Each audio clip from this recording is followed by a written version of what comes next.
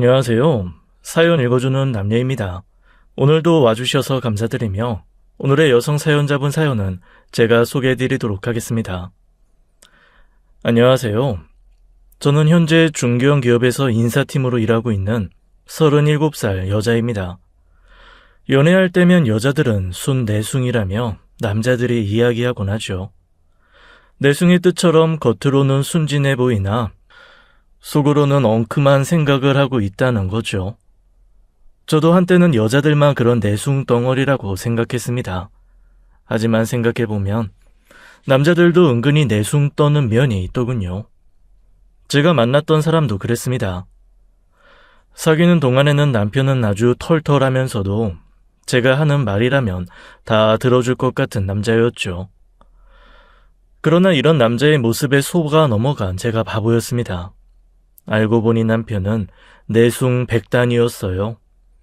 결혼 전에는 일절 그런 모습을 본 적 없었는데 결혼 후에는 생각지도 못한 모습들을 너무 많이 봐서 뜨악할 정도였습니다. 어떻게 보면 사귀는 동안 남편이 저에게 잘 보이려고 자신의 본 캐릭터를 철저하게 숨겨온 것 아닐까 하는 합리적인 의심이 들었어요. 사귈 때 남편은 저에게 한없이 사랑스러운 사람이었습니다. 그래서 제가 걸어 다니는 것을 절대 볼 수 없다고 생각하는 것처럼 저를 공주님 떠받들듯 해줬어요. 차로 데리러 오는 것은 기본이고 늘 데려다 주거나 뭔가를 먹을 때도 자주 먹여주기도 했습니다. 제 손이 닿지 않도록 자기가 제 손발이 되어준다는 말도 했을 정도였어요. 자기는 원래 이렇게 여자들한테 친절해? 아니지. 난 아무한테나 잘해주진 않아. 예전 여자친구들한테 이렇게 했으면 안 헤어졌을 것 같은데. 그래서? 아이, 뭐가 이상하다는 거야? 그런 건 아니고 왜 자기 같은 남자를 놓쳤냐는 거지. 인연이 아니었나 보지. 아이, 그런 게 뭐가 중요해. 남편의 말은 틀린 것이 없었기에 저는 그의 말에 그런가 하고 넘어가게 되었습니다. 하지만 결혼하고 나서부터 남편의 행동에 저는 경악스럽기까지 했어요. 여보, 지금 뭐 하는 거야? 이거 침대뽀가 좀 흐트러진 것 같아서 맞추고 있어. 자다 보면 당연히 흐트러지는 걸 굳이 그렇게 맞춰야 해? 침대뽀가 구겨지면 왠지 마음이 불편해. 그걸 매일 어떻게 맞추고 살아? 내가 할 거니까 신경 쓰지 마. 남편은 침대뽀 하나 흐트러지는 것도 싫어하고 매일 돌돌이로 온 집안을 밀고 다녔습니다.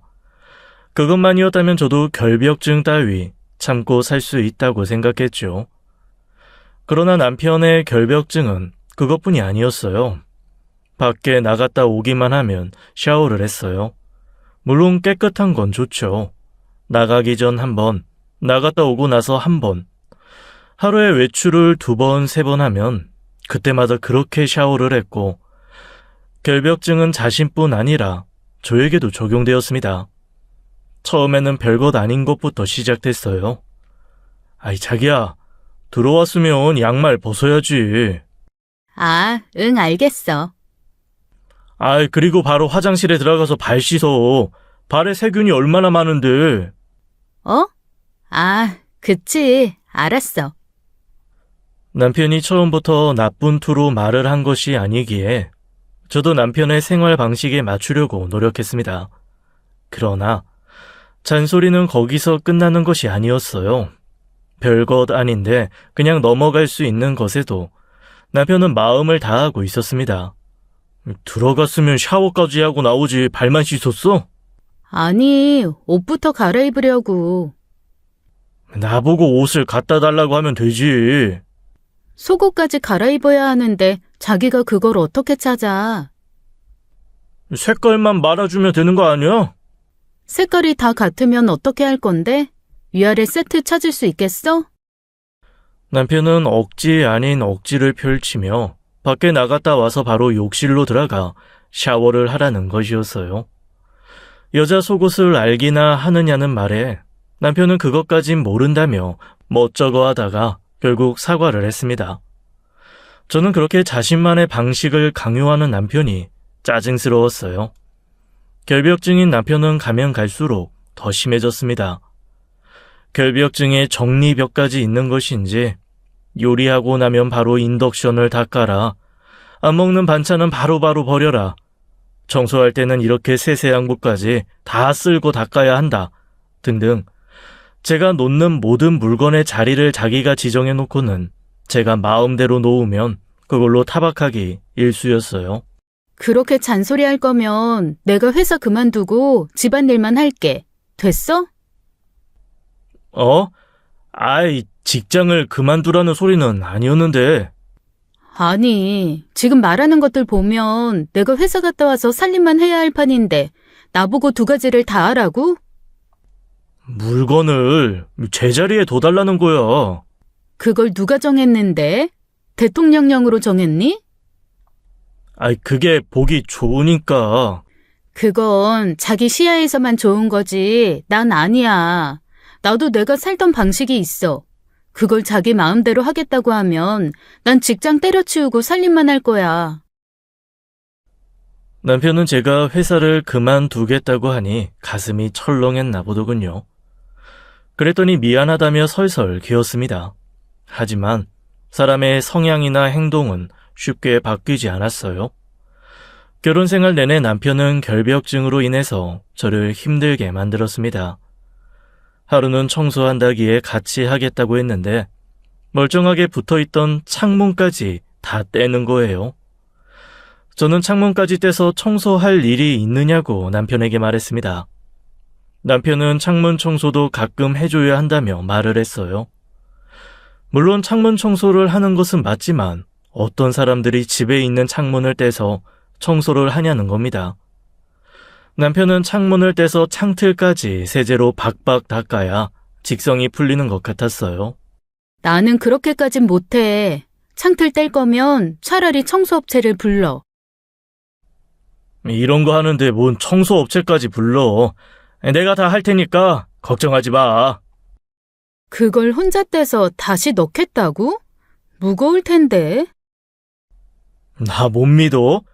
나 이래봬도 무거운 거 잘 들어. 남편은 혼자서 큰 소리를 떵떵 치면서 말했습니다. 하지만 곧 그 큰 소리는 개미 소리가 됐어요. 혼자 헉헉대며 창문을 떼던 남편은 혼자서는 안 되겠다며 자기 친구를 불렀습니다. 집 이사 올 때 입주 청소 다 해놨는데 굳이 이렇게까지 청소하는 남편이 멍청하다는 생각까지 들었어요. 남편 친구도 집에 와서 창틀을 보더니 그냥 닦기만 하면 안 되겠냐며 손사래를 쳤습니다. 하지만 간곡한 남편의 부탁에 친구가 도와주기로 했어요. 제 생각이지만 아마도 남편은 저에게 큰 소리 친 게 민망해서라도 어떻게든 떼서 청소하려는 것 같았습니다. 야, 이거 너 이 정도면 나한테 일당 줘야 해. 무게 장난 아니다. 에이, 야, 도와주기로 했으면 좀 그냥 도와줘. 밥은 내가 살게. 그걸 꼭 해야겠어? 하지 말자고 했잖아. 그렇죠, 재수씨.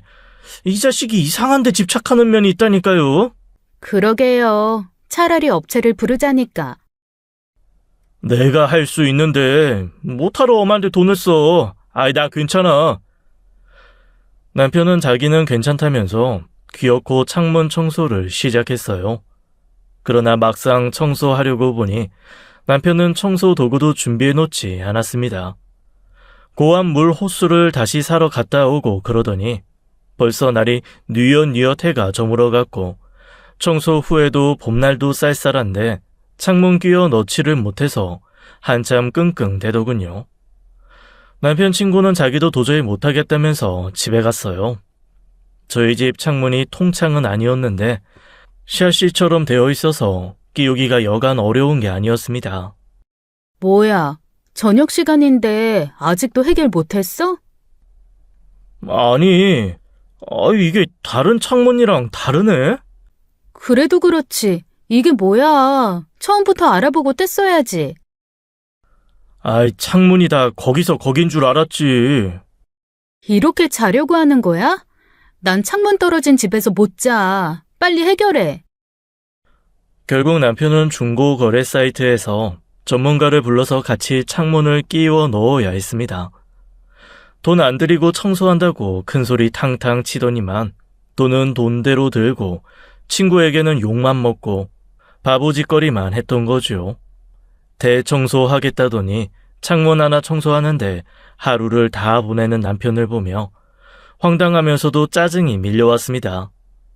그날은 남편이 제 기분을 풀어주려고 했지만 저는 남편의 얼굴을 마주보며 자고 싶지 않았어요. 그러다가 몇 달이 되지 않아 또 한 번 큰 사건이 터지고 말았습니다.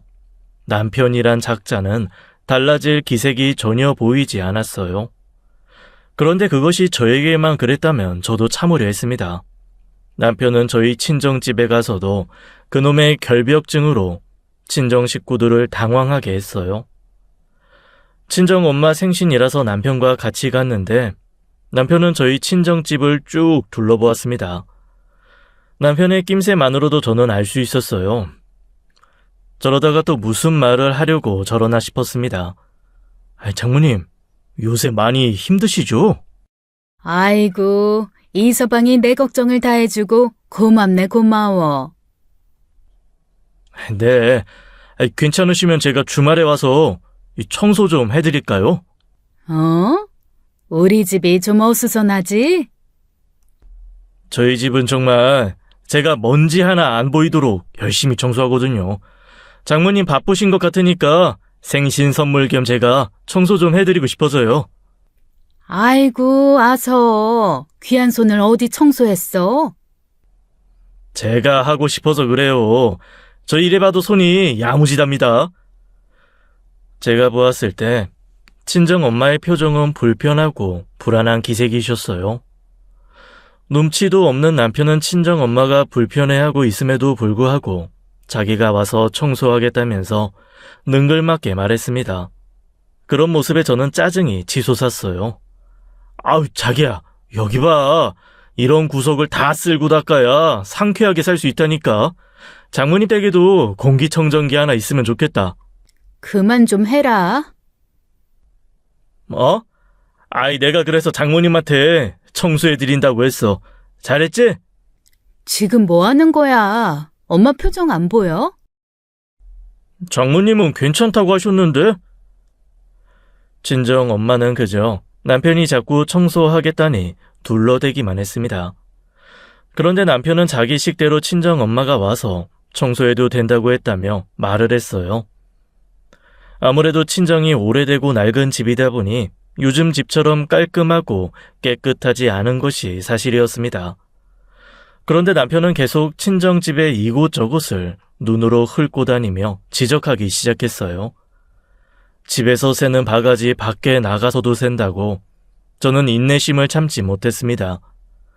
남편은 친정의 서랍까지 열어보며 정리를 이렇게 하면 안 된다고 했고 세탁기까지 두루두루 확인해가며 친정 엄마에게 살림의 고수처럼 뭔가를 전수하려는 듯 행동했죠. 친정 엄마의 생일날이었는데 다들 남편의 행동을 보고 혀를 끌끌 찼습니다. 심지어 제 동생은 저에게 몰래 와서는 형부 제정신 맞느냐며 묻기까지 했어요. 가족들에게도 미안하고 민망했던 저는 화를 참지 못하고 냅다 들고 있던 행주를 던졌습니다. 아이, 더럽게 이걸 왜 던져? 야, 너 당장 나가. 꼴도 보기 싫으니까. 왜 그래? 내가 뭘 잘못했어? 잘못? 오늘이 무슨 날이야? 장모님 생신이지. 생신에 와서 집안 이곳저곳 다니면서 지적하고 가르치고 설교하고 네가 제정신이니? 아니, 그냥 난 눈에 보여서. 그 정도면 너 정신병이야. 여기 있지 말고 병원에 좀 가봐. 저는 남편을 집 밖으로 밀어냈고 남편은 미안하다며 말을 했지만 저는 그 말을 듣지도 않았습니다. 남편을 쫓아내고 나서 가족들은 아무 말도 없었어요. 보통 같았으면 그냥 그러지 말라고 했을 텐데 남편의 그런 아나무인 같은 행동에 할 말을 잃으셨던 겁니다. 제가 친정 식구들과 밥을 먹고 나오자 남편은 밖에서 기다리고 있었어요. 그러나 저는 그 사과를 받고 싶지도 않았습니다. 우리 진짜 안 맞아. 나 당신 그러는 거 못 고치면 스트레스 받아서 같이 못 살 것 같아. 내가 생각 없이 그런 건 정말 미안해. 아니, 난 자기랑 이혼하고 싶은 생각 한 번도 해본 적 없어. 사랑해, 자기야. 나 버리지 마. 정말 그 일로 남편과 저는 한동안 말도 안 하고 지냈어요. 남편은 제 비위를 맞추느라 한동안은 제가 잘 때만 소리도 내지 않고 청소를 했습니다. 청소하고 집안 정리하는 꼴도 보기 싫어서 새벽에 그런 모습에 걸리기만 하면 저는 소리를 지르면서 온 집안을 다시 다 어질렀고 남편은 아무 말도 못하고 깨갱거리며 기어들어가서 잤어요. 아침에 일어나면 언제 청소했는지 다시 제자리로 정리되어 있다는 것이 저는 더 경악스러웠습니다. 결혼 전 저는 씻자 붙은 게 제일 무섭다던 친구들의 말을 저는 간과했어요. 그런데 결혼하고 나서 친구들의 말을 100% 아니 1000%까지 공감하는 사건이 벌어졌습니다. 남편의 결벽증도 너무 저를 못 견디게 만드는 행동이었지만 그보다 더 화가 나게 만드는 한 사람이 있었거든요. 네, 맞습니다. 바로 저희 시모였어요. 시모는 저를 며느리로 받아들이고 나서 거짓말을 밥 먹듯이 하셨습니다. 저도 처음에는 시모라는 사람에 대해서 잘 몰랐기에 그 말에 휘둘렸어요. 세아가 어쩌면 좋니? 내가 오늘 물을 옮기다가 허리를 삐끗했어. 그래서 움직이지를 못하겠구나. 괜찮으세요? 119 부를까요? 내가 뭐 죽을 건 아니라 119는 안 불러도 되고 네가 좀 와주면 안 되겠니? 응? 세아가.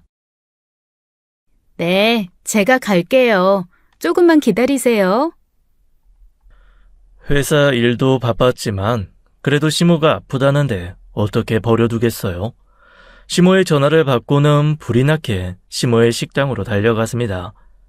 식당에는 직원들은 다 어디 갔는지 보이지도 않고 시모 혼자 의자에 앉아서 콩나물을 다듬고 계셨어요.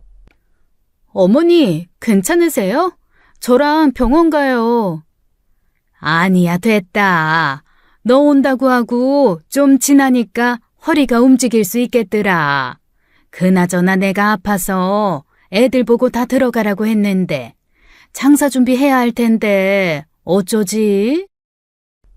시모는 저에게 도와달라는 눈빛을 보내면서 혼자 있으니 이것을 다 할 수 없다고 슬픈 표정을 지었습니다.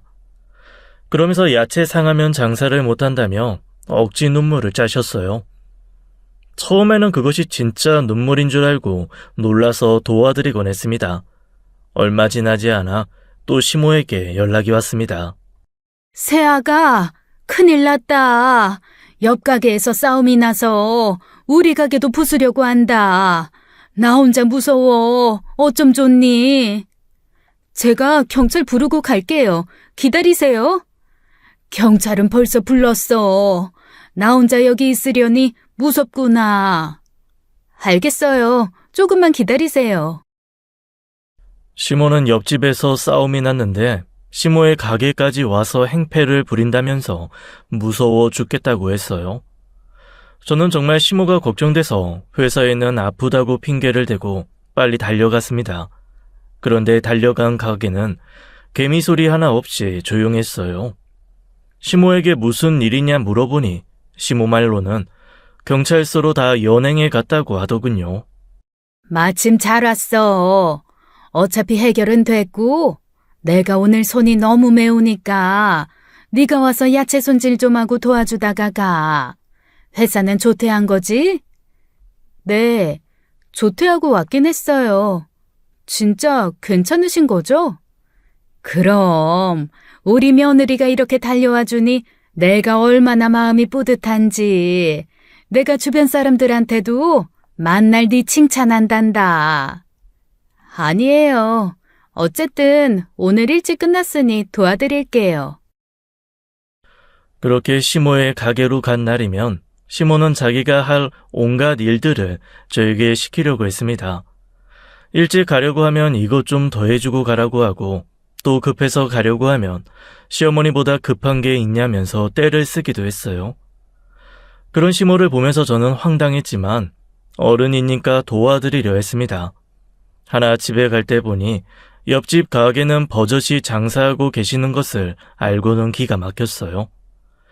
시모는 제가 이게 어떻게 된 일이냐고 물어보니 당황하는 기색도 없이 저에게 말했습니다. 어머, 내가 꿈을 다 꿨나?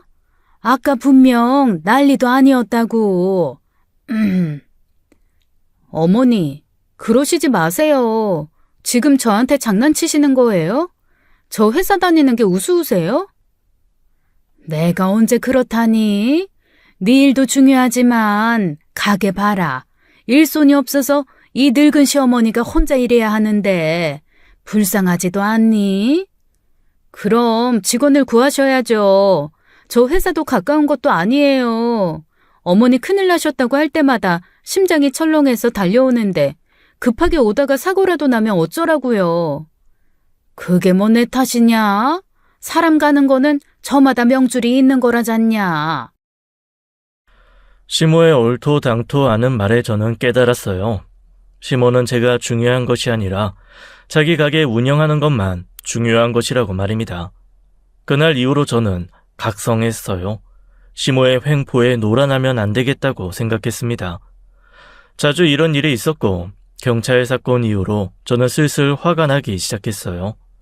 시모는 저를 돈을 주지 않는 직원처럼 부리고 싶다는 것을 확실하게 티냈습니다. 늘 저에게 하시는 말이 있었어요.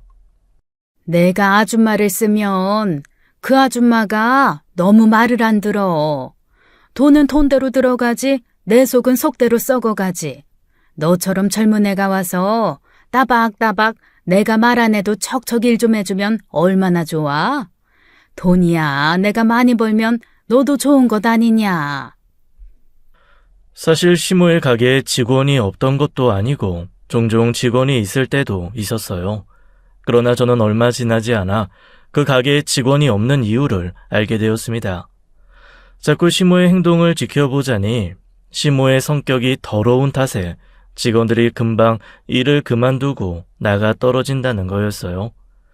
매번 저는 시모에게 큰일이 났다는 말만 듣고 급하게 회사에 반차, 연차를 썼더니 한 달도 안 가서 연차를 5개나 소진해서 회사에서도 집에 무슨 일이 있느냐고 물어볼 정도였습니다. 그래서 혹여라도 누가 옆에 없어서 그런가 싶어 못 모를 때는 제가 직원도 직접 구해준 적도 있었는데 그 직원이 저에게 욕하며 말했어요. 그 할머니 노망난 거 아니에요? 직원들한테 2년 전년 욕하면서 자기 돈통에서 돈 빼갔다고 의심하질 않나? 일하고 있는데도 놀고 있느냐며 손이 그렇게 느려 터졌는데 돈을 받고 싶냐며 말을 하는 거예요. 그러면서 급여도 잘 안 주려고 하고 주고 나면 아까워하시고. 저희 시어머니가 그러셨어요?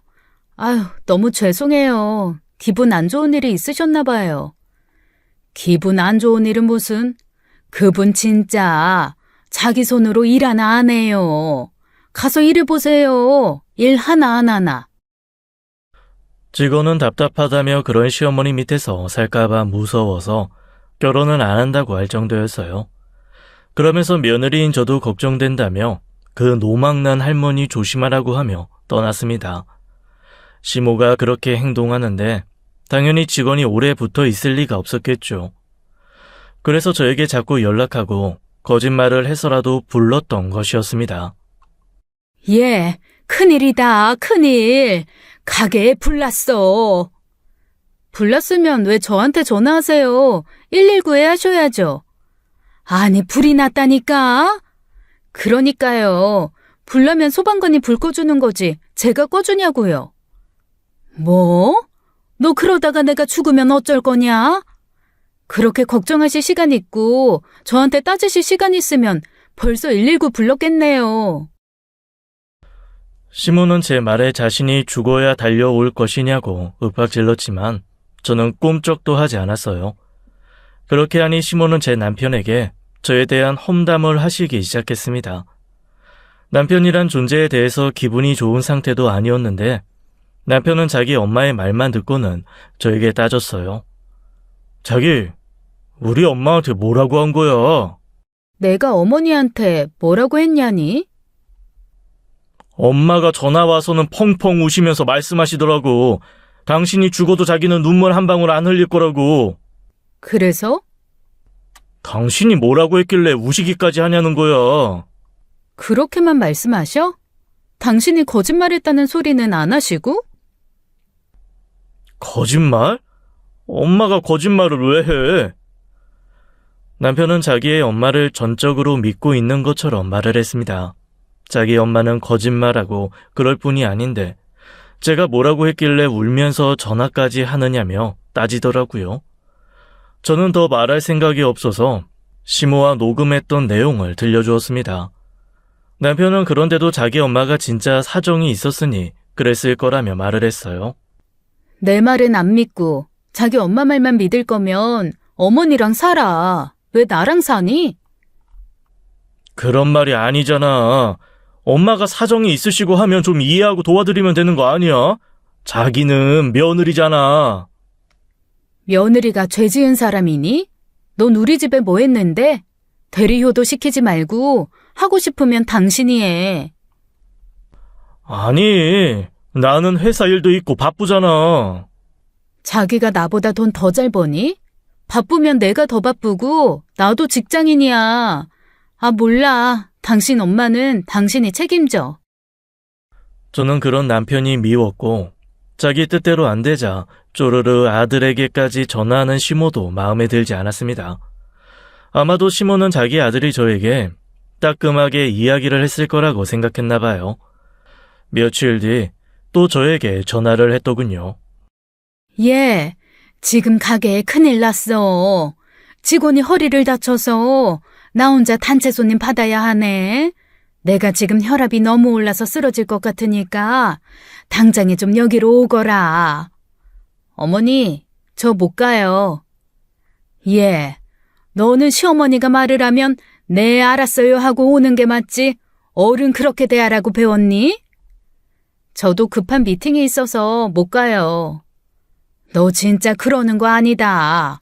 내가 널 얼마나 예뻐했는데. 알겠어요. 조금만 기다리세요.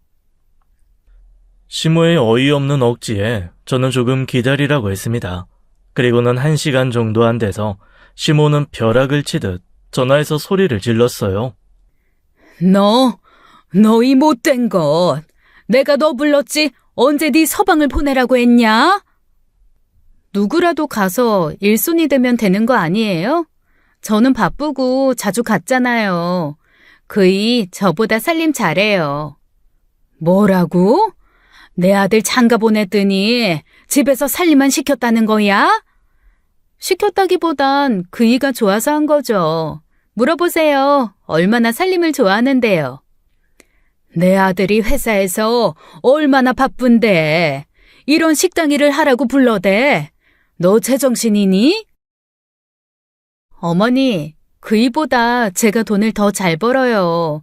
잘릴 거면 그이가 잘리는 게 낫죠. 아이고 머리야. 내가 이런 썩을 것을 며느리로 들였다니. 그이 보고 열심히 도우라고 하세요. 어머니보다 청소는 더 잘할 테니 도움 많이 되실 거예요. 저 미팅 가서 끊어요. 시모가 하도 오라길래 제가 남편을 가게로 보냈었는데 시모는 화가 나셔서 저에게 전화하신 거였습니다. 남편은 시모의 수발을 들면서 가게 일을 돕고는 늦은 시간에 집에 왔어요. 그래 놓고는 여태 어떻게 시모를 도왔냐며 미안하다고 했습니다. 하지만 오늘 그 사태가 벌어진 것에 대해서는 서운함을 말하더군요. 자기가 힘든 건 오늘 체험해봐서 잘 알겠는데 우리 엄마 나이도 있으신데 조금 잘해드리면 안 돼? 난 할 만큼 했어. 어머니가 도를 넘기신 거지. 그래도 유하게 말해줄 수 있잖아. 어머니부터 거짓말 하시는 거 고치시면 나도 생각해 볼게. 그런데 그런 식으로 하시면 난 절대 이해 못 해. 앞으로는 어머니 전화도 당신이 다 받아. 자기 계속 이럴 거야? 잘 맞춰서 살면 되잖아. 난 당신이랑 결혼한 거지. 당신 어머니랑 결혼한 게 아니야. 그런 말도 안 되는 효도 강요할 거면 다른 여자랑 살아. 저는 이혼 서류를 내밀며 강력하게 말했고 단호한 제 말에 남편도 꼬리를 내렸습니다. 이후 저는 시모의 전화는 모두 남편에게 돌려버렸어요. 시모는 제가 전화를 안 받자 문자에 육두 문자를 써서 보냈습니다. 저는 답장에 단 한마디만 보냈어요. 시모 덕분에 아들 이혼했다는 소리 듣기 싫으시면 자중하세요 하고 말입니다. 이혼이라는 소리에 식겁하신 시모는 그 이후부터는 더 이상 저에게 전화하시지 않으셨어요. 그러던 어느 날 저희 친정집에서 급히 연락이 왔어요. 바로 친정 오빠의 사고 소식이었습니다. 친정 오빠가 공부에는 소질이 없어서 사업을 했다가 망하고는 택배 일을 하고 있었어요. 그런데 그날 운이 안 좋았는지 교통사고로 크게 다쳐서 급히 수술에 들어갔다는 전화가 왔습니다. 어려운 형편 탓에 수술비도 없고 병원비가 부족했던 친정 오빠에게 친정 부모님이 수술비를 대주셔서 무사히 수술을 잘 끝내고 나왔어요. 수술 잘 끝나서 다행이긴 한데 큰애가 보험 하나 들어놓지 못해서 앞으로가 걱정이네. 그러게요. 지금 상황이 어려워서 집이라도 작은 곳으로 옮기고 그 돈 빼서 병원비를 내야 할 것 같아요. 걱정하지 마세요. 병원비는 내가 댈게. 오빠가 무사히 수술 마친 것만 해도 다행이지. 미안하다. 짐이 되는 것 같아서. 무슨 소리야. 가족끼리 돕는 게 당연하지. 친정 부모님이 그렇게 힘들어 하시는데 이럴 때야말로 딸 노릇해야겠다는 생각으로 집에 가서 남편에게 말했습니다. 평소에 우리 부부의 돈 관리는 남편이 하고 있어서 남편에게 상의해야 했어요. 그런데 남편의 말은 황당하고 당황스러웠습니다. 오빠 수술은 잘 됐어. 그런데 지금 병원비가 부족하다네. 우리 여유 자금 좀 있지? 내가 오빠 병원비 좀 대주고 싶은데 어때? 지금은 좀 힘든데. 우리 벌고 있는 거 다 쪼개서 계획에 맞게 적금하고 주식에 투자 중이야. 아니, 지금 상황이 어렵다는데 이성적으로 판단이 그렇게 안 돼? 당장 우리 적금이랑 주식이 중요한 건 아니잖아. 오빠 병원비 못 내면 부모님 집까지 파셔야 한다는데 당신 동생이 그러면 안 도울 거야? 친정 오빠의 병원비를 도와줄 수 없다는 남편의 말에 저는 많이 흥분해서 남편에게 따져 물었습니다. 남편은 친정 오빠가 그렇게 돈이 없냐며 우리 적금 깨면 손해가 얼마인지 아냐고 말했어요. 그런 남편의 모습은 제가 알던 남편이 맞나 싶었습니다. 결벽증이 있고 시모가 좀 이상한 사람이라고 해도 마음만은 순수하고 저를 사랑해준다고 확신하던 제 마음은 산산조각이 나버렸어요. 내가 이전에 말했잖아. 오빠가 사업으로 진 빚이 있어서 그거 갚느라 힘들게 일한다고. 지금 수술비도 부모님이 다 대주셨는데 병원비 정도는 우리가 보태는 게 그렇게 힘들어? 적금 깨면 손해가 커. 꼭 우리가 도와야 해? 그럼 주식이라도 좀 빼서 주면 되잖아. 오빠가 남이야? 가족들이 버젓이 있는데 병원비도 못 내서 쩔쩔 매게 만들고 싶어? 왜 이럴 때 사고가 나서. 남편은 마치 사고가 난 오빠가 원망스럽다는 듯이 말을 했어요. 저는 그 말에 이성을 잃었습니다. 자기 동생이라고 해도 그랬을까 싶어서 서럽기도 하고 남편이란 인간에게 정이 떨어졌어요. 사고가 나고 싶어서 나는 사람이 어디 있겠습니까? 열심히 일하다 보니 그렇게 된 건데 마치 오빠 탓을 하면서 짜증 부리는 모습에 저는 너무 실망했어요. 남편과 저는 큰 소리로 싸우게 됐습니다.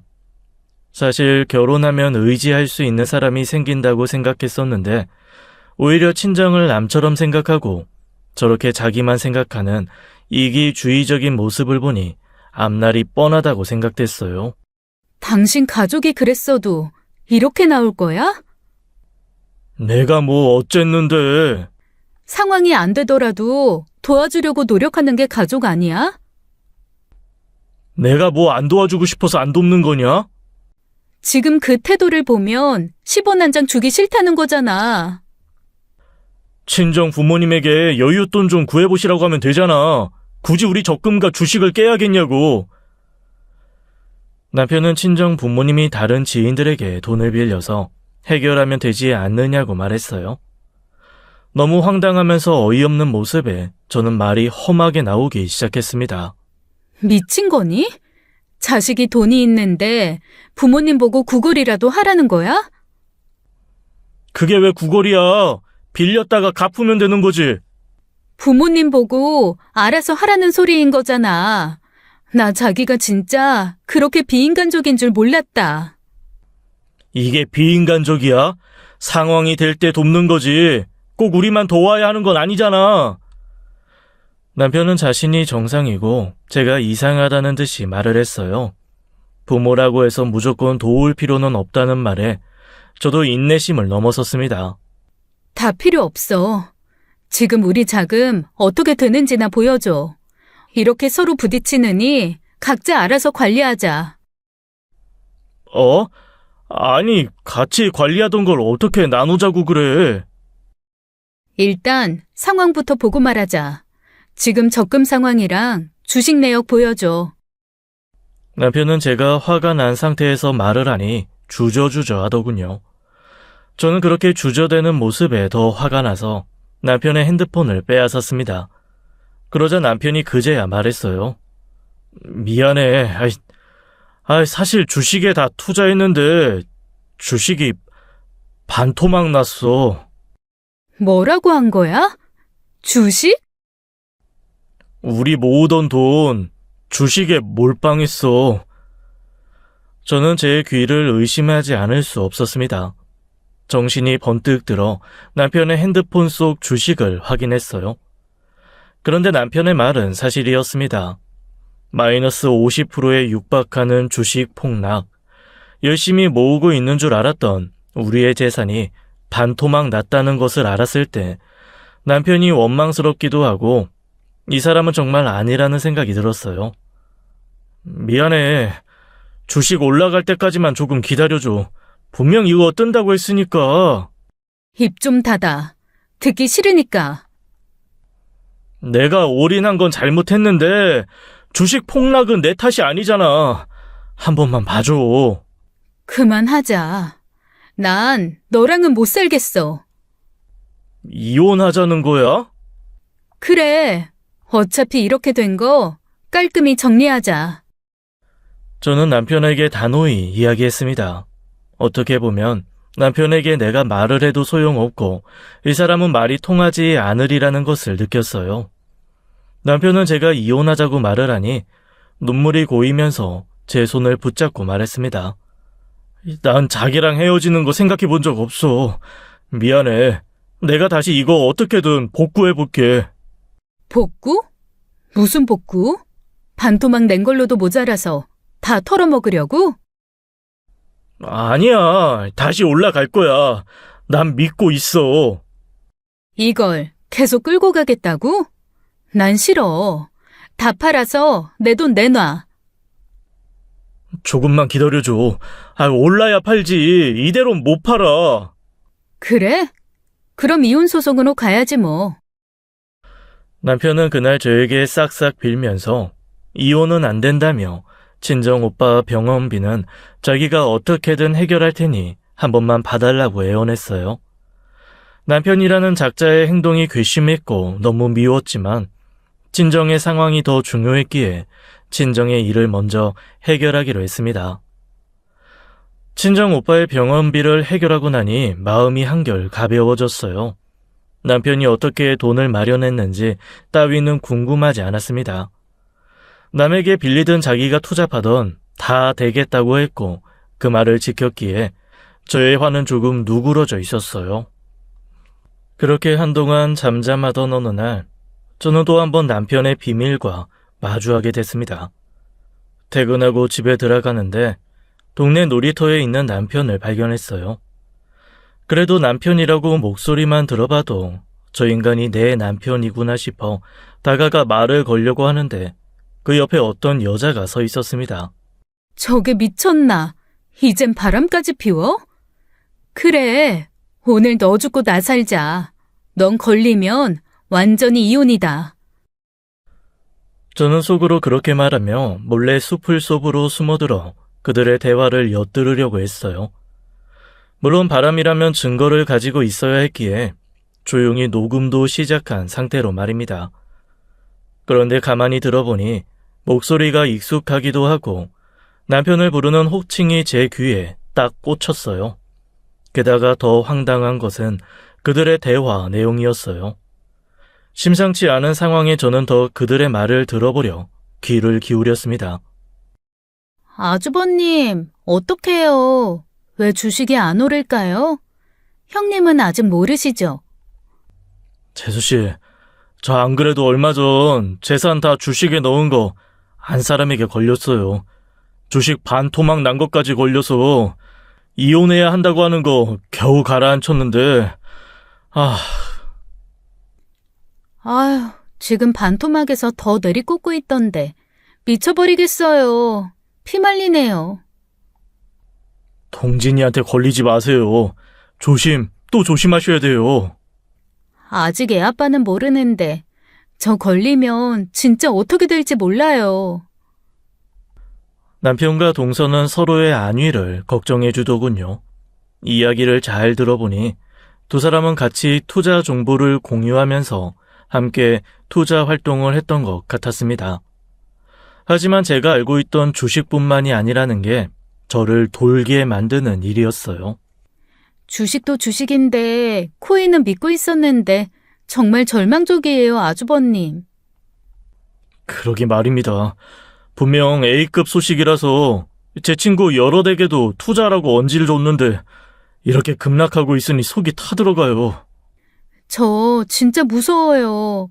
그이가 알면 이혼하자고 할 텐데요. 저도 그래요. 저 이번 것까지 들키면 진짜 목숨 내놔야 돼요. 주식에다가 코인까지 했다는 말도 기가 막히는데 뭔가를 더 숨기는 것 같은 두 사람의 대화가 못내 불안하고 걱정이 되었습니다. 동서는 계속 핸드폰을 들여다보며 말을 이어가기 시작했어요. 저희 재산이라곤 딸랑 그 집 하나예요. 그 집 담보로 어렵게 풀대출까지 받아서 투자했는데 이렇게 날릴 줄 알았다면 시작도 하지 말 걸 그랬나 봐요. 저도 그래요. 저희는 공동 명의라 반반씩 지분을 가지고 있어서 제 명의로 된 것은 풀대출 받은 거라 더는 돈 나올 구멍도 없네요. 물타기라도 해야 하는데 여윳돈이 전혀 없으니 저는 제가 잘못 들었길 바랬습니다. 여태껏 남편이라는 사람을 알아봤지만 이렇게 내 뒤통수를 칠 수가 있나 싶었어요. 결혼 전 이렇게 투기를 일삼는 사람이었다면 절대 결혼할 리가 없었을 겁니다. 남편과 연애하면서 결혼까지 해서 살아온 기간이 모두 거짓된 삶이었던 것 같고 남편이 정말 제 삶을 갉아먹는 악마 같아 보였어요. 저는 두 사람의 대화를 차마 다 듣지도 못하고 화가 나서 벌떡 일어나서 고함을 질렀습니다. 야, 이 미친놈아, 너 제정신이야? 그 집이 어떤 집인데 대출을 받아? 자기야! 어떻게 여기에? 너 말 한번 다시 해봐. 우리 집을 어떻게 했다고? 제가 벌떡 일어나 소리를 지르자 동서는 그 자리에서 놀라 주저앉아 버렸고 남편은 당황한 듯 얼굴이 새빨개져서 횡설수설하기 시작했어요. 제가 화가 나서 남편의 머리끄댕이를 잡자 남편은 제 손에 이끌려 다니며 한 번만 용서해달라고 했습니다. 동서는 옆에서 울면서 어떻게 하냐며 불안에 떨고 있었고요.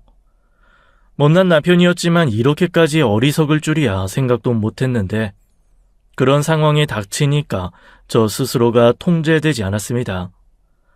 남편은 제가 화 풀릴 때까지 맞겠다며 용서해달라고 했어요. 미안해, 정말. 나도 잘 살아보려고 했어. 그런데 코인이랑 주식이 그렇게 폭락할 줄 몰랐어. 나 진짜 이제 다 정리할게. 그러니까 용서해줘. 지금 집이 날아가게 생겼는데 그런 말이 나와? 용서? 난 용서할 마음 전혀 없어. 그럼 어떡해. 이미 투자로 날렸는데. 내가 평생 자기 위해서 일하면서 다 갚을게. 개가 똥을 끊지. 주식하던 사람이 그걸 어떻게 끊어? 주식도 당신처럼 하면 도박이야. 주식에 대해서 아는 것도 없는 주제에 남의 말만 믿고 전 재산을 날리는 인간에게 뭘 더 바래? 아니, 사실 부부 사이에 네 돈 내 돈이 어딨어. 네 돈이 내 돈이고 내 돈이 자기 돈이지. 아, 그래서 그렇게 말도 없이 싹 날리셨어요? 날리긴 뭘 날려. 아니, 잠시 침체기인 거야. 남편은 자신이 이걸 털고 다시 주식이나 코인을 하면 혀 깨물고 죽겠다며 말을 했지만 저는 그 말도 믿고 싶지도 않았습니다. 남편의 주식 사건 이후로 항상 가방에 넣고 다녔던 이혼 서류를 꺼내서 당장에 지장이라도 찍으라고 소리쳤어요. 난 당신이랑 더는 못 살아. 그러니까 당장 여기에 지장 찍어. 무슨 소리야. 난 절대 못해. 내가 다시 주식을 하면 인간이 아니야. 이제 당신한테 모든 경제권도 다 맡길게. 휴지 쪼가리 된 거 맡기겠다고? 날려먹은 건 넌데 내가 왜 그걸 맡아서 관리하니? 잔말 말고 이혼 서류에 지장 찍어. 제가 남편에게 호통을 치자 옆에 있던 동서도 저를 말렸습니다. 독인객인이라고. 저는 동서도 이해가 가지 않았어요. 무슨 동지인 것처럼 두 사람은 저에게 이혼하지 말라며 말리기에 급급했고 서로를 보호해주는 느낌이었습니다. 남들 고생시키지 말고 그렇게 쿵짝이 잘 맞는 두 사람이 결혼했어야 하는데 하는 생각도 들었어요. 저와 시동생을 이렇게 배신하고서도 자기들 살 길만 찾는지 이해가 가지 않았습니다. 형님, 아주버님, 일부러 그러신 거 아니에요. 정말 처음에는 잘 올라가고 있었어요. 언젠간 다시 오를 거예요. 맞아. 내가 허튼 데다가 돈 투자하고 그럴 사람 아니야. 1년 안 돼서 분명 오른다니까. 나 한 번만 믿어주라. 동서가 자기의 지원군이 되어주는 것 같아 보이자 남편은 더욱 신이 나서 주식과 코인이 다시 오를 거라며 희망찬 포부를 밝히더군요. 저는 그런 두 사람에게 일침을 가했습니다. 그렇게 잘하는데 반토막도 모자라 바닥으로 더 꼬라박고 있는 걸 지켜만 보고 있어? 두 사람 다 집 날려보고 가족 잃어봐야 정신 차리겠네. 형님, 혹시 그이한테 말씀하실 생각은 아니시죠? 형님네 가족만 파탄나면 되지. 저희 집까지 건드리시는 건 아니잖아요. 재수씨, 말을 그렇게 하면 안 되죠. 가정 파탄이라니. 잘 살고 있는 사람들한테. 난 거짓말하면서 남 속여서 피눈물 흘리게 하는 꼴은 못 봐. 두 사람 다 자기들이 벌인 일에 대한 값은 치르게 될 거야. 제가 두 사람에게 말하자 남편과 동서는 펑펑 울기 시작했어요. 누가 보면 제가 두 사람을 때려잡는 줄 알았을 겁니다. 성인 둘이 그렇게 울고 있으니 지나가던 사람들이 힐끔힐끔 쳐다보았지만 그런 것에 신경 쓸 겨를이 없었어요.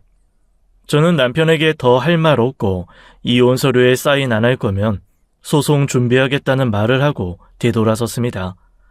그러자 남편은 바닥에 무릎을 꿇으며 저에게 말했어요. 사람 목숨 살리는 셈 치고 진짜 마지막으로 한 번만 봐줘. 내가 이렇게 빌게. 형님, 저도요. 저도 빌게요. 제발 그이에게만은 말하지 말아주세요. 안 그럼 저 이혼당해요. 두 사람은 엎드려서 저에게 빌면서 애원했습니다. 하지만 이런 두 사람을 그대로 두는 것은 제가 저를 용납할 수 없겠다는 생각이었어요. 없던 일로 하려면 원금 다시 가져와. 그게 아니라면 난 두 사람 말 들어줄 생각 없어. 형님, 너무하세요. 저희가 저희만 잘 먹고 잘 살자고 한 게 아니라 우리 가족들 다 잘 먹고 잘 살자고 했던 일인데 어떻게 그렇게 냉정하세요? 그래서 지금 가족들에게 두 사람이 해준 건 또 뭔데? 결국 가족들의 행복을 깬 건 두 사람이지 내가 아니야. 제 일은 제 일이니까 형님은 상관하지 마세요. 두 분이 이혼하시는 건 상관없는데 제가 이혼하는 건 형님 탓이잖아요. 동서는 끝까지 남편과 제가 이혼하는 것은 괜찮지만 절대 시동생에게는 말하지 말아달라며 만류했습니다. 그러면서 자기가 이혼하면 그것은 무조건 제 탓이라며 저를 정말 나쁜 사람으로 몰아가더군요. 형님이 어떻게 알아요? 이 주식과 코인이 급상승하게 되면 그때는 형님이 이혼한 걸 땅을 치게 될걸요? 제발 좀 그랬으면 좋겠는데 주식을 모르는 내가 봐도 그 주식 안 올라. 누구한테 들은 정보인진 몰라도 더 이상 인생 망치지 마라. 동서는 제 말이 틀리지 않았다는 것을 알면서도 씩씩대면서 자신의 선택은 틀리지 않았다고 우겨댔습니다. 그 주식은 아무리 봐도 곧 상장 폐지될 것 같은 느낌을 주는데 그 두 사람은 누구에게 받은 정보인지는 몰라도 끝까지 잡고 있어야 한다며 버티더군요. 저는 그 두 사람은 갱생의 가능성이 없다는 것을 확인한 꼴만 되었습니다. 남편은 스스로 땅에 머리를 박으면서 자기가 죽어야 이혼 안 할 거냐며 반협박하듯이 저를 붙잡았어요. 머리에 피가 나도록 박더니 제가 꿈쩍도 하지 않자 덜썩 주저앉아서는 자기 인생은 이제 망했다며 눈물만 흘려댔습니다. 동서는 그런 남편의 어깨를 잡고 흔들며 자기는 절대 이혼 못한다며 도와달라고 했어요. 형님이 말 못하게 막으셔야죠. 저희 둘 다 이혼하면 어떡해요. 저 이혼하면 정말 가만히 안 있을 거예요? 재수씨, 저도 저 사람 성격 못 꺾어요. 저희가 잘못한 걸 어떻게 합니까? 동진이한테 사실대로 말하고 비세요. 집담보로 대출까지 받은 거 알면 저 빈털터리로 이혼당해요. 제 인생 어떡하실 건데요? 그걸 제가 어떻게 합니까? 저도 이혼하게 생겼어요. 각자 자기 뒷감당은 자기가 합시다. 동서는 남편에게도 방법이 없느냐, 이혼하면 자신은 빚더미에 앉아서 죽어라 일만 해야 할 텐데 자기 인생은 어떻게 하느냐며 화를 냈다가 울기를 반복했습니다. 남편은 제가 이혼 결심이 확고한 것을 확인하고는 망연자실한 상태였어요. 재산을 날린 것도 모자라 집 담보로 대출까지 받아서 무식하게 투자만 하는 그런 인간을 옆에 두고 산다면 제가 제명에 못 갈 것 같기에 빨리 정리하는 것이 답이라고 확신이 들었습니다. 그리고 남아있는 재산이라도 보호하자는 생각으로 그 자리를 떠났어요. 동서는 떠나는 저의 뒷모습을 대고 울부짖으면서 한 번만 봐달라는 소리를 질러댔습니다. 저는 집에 오자마자 시동생에게 녹음된 파일을 보내주었고 시동생은 바로 저에게 전화가 왔습니다. 형수님, 이게 무슨 말이에요? 장난 아니죠? 둘이 왜 갑자기 주식 투자를 해요? 안쓰럽게도 시동생은 두 사람이 주식 투자를 하고 있다는 사실조차 모르고 있어서 더 큰 충격을 받은 것 같았어요. 저는 침착하게 시동생에게 상황 설명을 했고 저녁에 있었던 일도 다 말해주었습니다. 처음에는 좋은 의도였을지 몰라도 현재 하는 행동 봐서는 두 사람 제정신 아니에요. 지금 막지 않으면 정말 한 푼도 남지 않을 거라고요. 그 사람 어디 있습니까? 시동생은 믿기지 않는 사실에 동서를 찾았어요. 저는 아까 본 이후로 동서가 어디 있는지는 모르겠다며 전화해보라고 했습니다. 사실 제 상황이 이런데 제가 시동생 부부 일까지 껴들 시간도 힘도 없었거든요. 저는 그날 들어오자마자 남편이 여태껏 했던 행동들을 차분하게 정리하였고 관련한 증거들도 다 정리했습니다. 남편은 집에 와서도 내내 자기가 미안하다며 어떻게 해야 마음을 풀 수 있냐고 했지만 저는 제 인생에서 오직 남편이란 한 사람만 없으면 된다고 생각해서요. 생활 습관도 저랑 맞지 않고 시모의 행동도 저를 너무 화나게 한 데다 이제는 저와의 신뢰도 깨버리고 제멋대로 재산을 다 투자하다니 이게 부부의 모습이냐고 남편에게 물었습니다. 이게 부부야? 난 당신 믿을 수도 없고 믿고 싶지도 않아. 그러니까 헤어지자. 이런 시련 한 번씩은 다 이겨내면서 다들 살아. 그러니까 내가 이제라도 정신 차리고 잘할게. 내가 저지른 건 내가 책임진다니까. 이렇게 대책 없이 무조건 해결하겠다는 것도 너무 싫어. 여태 당신이 해결한 게 뭔데? 개미 지옥 같은 당신의 인생에 나까지 끼워 넣지 마. 제 말에도 남편은 저를 끝까지 붙잡았지만 저는 남편과 절대 살 수 없었기에 바로 변호사를 만났습니다. 남편의 행동으로 봐서는 어떻게든 저를 붙잡으려 했겠지만 저는 그런 남편과 단 1분 1초도 가까이 있고 싶지 않아서였어요. 이혼 소장이 날아가자 남편에게 연락이 왔습니다. 그동안 내가 했던 거 다 용서 빌었는데 정말 이렇게까지 할 거야? 나랑 평생 안 보고 살 자신 있어? 네가 이런 사람이라는 걸 좀 더 일찍 알지 못했다는 게 더 억울하기만 한데? 이제라도 각자 인생 각자 살자. 주식도 정리하고 당신 잃은 돈 내가 다 벌어서 갚을게. 한 번만 기회를 줄 순 없어? 여태 그 수많은 기회를 놓친 건 당신이야. 난 여태 당신을 봐온 바로는 개과천선하기엔 어려워. 지금처럼 주식이나 하며 살아. 제가 딱 선을 긋자 남편은 소리를 지르면서 어떻게 네가 나를 이렇게 버릴 수 있냐고 하더군요. 자기가 저지른 짓이 얼마나 잘못한 일인지는 생각조차 하지 않는 것 같았습니다. 이후 저는 남편과의 이혼 소송을 하게 됐어요. 소송 결과 남편이 저에게 주식 투자에 대한 부분을 미리 상의하지 않았던 점이 정상 참작되어 투자 손실에 대한 책임은 제 책임이 아니라 온전히 남편의 책임으로 인정되었습니다. 투자에서 손실이 난 부분에 대해서는 저는 자유인 거였죠. 게다가 제가 남편에게 같이 관리하라고 맡긴 저의 몫의 재산도 저에게 다시 돌려주라는 법원의 판단을 받고 저는 정말 기분이 짜릿했습니다. 남편은 이혼까지 하는 마당에 저의 재산을 다시 돌려주라는 판결에 망연자실한 모습이었어요. 그러나 문제는 남편이 주식과 코인 투자로 인해 돈이 없다는 것이었죠. 남편은 저에게 나오면서 염치도 없는 말을 했습니다. 그래도 우리 부부 사이였잖아. 그 돈 내가 정말 여유 있을 때 갚으면 안 될까? 지금 뭘 듣고 나왔니? 우리 남남 되는 거라고. 너랑 나랑 피가 섞였니? 끈끈한 전우애라도 있니? 일주일 내로 그 돈 내놔. 너무 냉정하다. 난 자기가 그랬으면 내가 다 품고 갔을 거야. 그 자기라는 소리 좀 그만해 줄래? 소름 끼쳐. 돈이 있든 없든 그건 내가 알아서 할 바는 아니니까 난 압류 걸어서라도 다 받아낼 거야. 너 진짜 잔인한 애구나. 내가 뭘 그렇게 잘못했다고. 여태까지 나한테 거짓말한 거 숨긴 것들 보면 당신은 그보다 더한 것도 나한테 숨기고도 남는 사람이야. 난 당신 괴롭혀서라도 그 돈 다 받아낼 테니 두고 봐. 남편은 저의 단호한 말에 한숨을 푹 쉬고는 자리를 떴어요.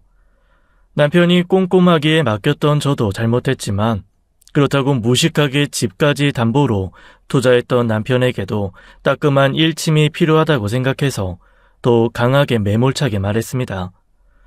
일주일 내내 저는 남편을 괴롭혀 주었어요. 남편은 돈을 마련한다고 했지만 돈을 구할 곳이 없어서 결국 시모에게 빌었나 봅니다. 결국 시모가 자신의 식당을 담보로 대출받아서 제 돈을 해주었어요. 시모는 너무 분했는지 저에게 전화가 와서 한 소리 하시더군요. 네가 진짜 못된 것인 줄 알았다만 남편 내팽개치고 내 돈까지 뺏어서 새 출발을 해? 말은 바로 하세요. 당신 아드님이 투자로 돈을 날린 거고 전 제 돈을 받은 것뿐입니다. 그러게 아들 자식 잘 키우시지 그러셨어요? 뭐라고? 널 만나서 내 자식이 그렇게 된 거지. 난 잘 키웠어. 돈 한 푼 없어서 부모 등골 빼먹는 자식이 뭐가 예쁘다고 편드세요? 그렇게 심보를 못되게 쓰시니까 자식들이 잘 안 되죠. 저는 시모에게도 그동안 받았던 서러움을 담아 독한 소리로 쏘아붙였습니다. 시모는 그저 자기 자식이 잘하고 제가 못해서 그런 일이 벌어진 줄 알고 계셨더군요. 제 이야기를 듣던 시어머니는 펑펑 우시면서 전화를 끊으셨습니다. 안 그래도 시동생과 동서 역시 이혼 이야기가 오가고 있어서 그런지 시모는 제 말에 일순간 현실을 깨닫게 되신 듯했어요. 남편은 결국 저에게 돈을 다 갚고 저희가 같이 살던 집도 정리했습니다. 그러나 자신의 지분 50%의 금액만큼 모두 대출받아 투자했던 남편은 땡전 한 푼 없이 모든 것을 날리고 산거지가 되어버렸어요. 이후 남편과는 소식이 끊기긴 했는데 몇 달 뒤 시동생에게서 딱 한 번 연락이 오긴 했어요. 그때 안 알려주셨으면 저도 집도 절도 없이 길바닥에 나앉을 뻔했어요. 늦게나마 해결해서 다행이네요. 결국 두 분도 이혼하신 거예요? 네, 저를 많이 붙잡긴 했는데 그 일로 마음이 좋지 않아서 결국 이혼할 수밖에 없었어요. 동서도 정신 차리고 다시 열심히 살아야 할 텐데 걱정이에요. 시동생은 남편 때문에 시모가 대출받아서 제 돈을 갚아주었지만 그건 당연한 것 같다고 이해한다고 했습니다. 자기도 동서 때문에 그런 일을 겪고 나니 한동안 제정신도 아니었고 너무 힘들어서 안 좋은 생각까지 했을 정도인데 저는 어떻겠냐면서요. 남편은 그 뒤로 회사를 그만두고 일용직으로 하루하루 살아가고 있다고 소식도 알려주었습니다. 회사에서 받는 급여가 너무 적어서 타지에 가서 일용직으로 일하며 자기가 진 빚을 갚고 있는데 사실 시동생이 보기에도 언제 또 주식에 손댈까 걱정스럽다더군요. 저는 이혼하고 나서 싱글 라이프를 잘 즐기고 있습니다. 이혼하고 나서는 세상이 새로워진 느낌이랄까요. 둘이 살아서 스트레스 받고 시모라는 인간에게 시집살이 당하던 그런 인생은 이제 제 인생에는 없습니다. 어쩌면 헤어진 남편이 투자로 손해를 보지 않았더라면 이렇게 이혼하진 않았을진 모르지만 저는 지금의 생활에서 200% 만족해요. 이혼이 저에게는 새 인생을 살게 해주는 계기가 된 것 같습니다. 이후에 저는 제 돈을 받고 대출받아서 새로운 집으로 이사를 했습니다. 그리고 더 열심히 살면서 저처럼 이혼으로 인해서 고통받는 사람들과 같이 상담하고 고민 나누는 모임도 하고 있어요. 저는 이혼이라는 것이 꼭 상처는 아니고 나를 위해서 해야 하는 최고의 선택일 수도 있다고 생각합니다. 주변에서는 제 모습을 보고 오히려 이혼하고 팔자가 핀 것 같다며 이혼이 꼭 나쁜 것만은 아니라고 이야기했습니다. 이전에는 깔끔 떨고 결벽증 있는 남편 때문에 집에 누군가를 초대하는 것도 어려웠는데 이혼하고 나서는 가족들, 친구들과 정말 행복한 시간을 보내고 있답니다. 제가 이혼하고 보니 결혼이라는 것이 쉽지 않다고는 하지만 먼저는 서로를 잘 아는 것이 중요한 것 같습니다.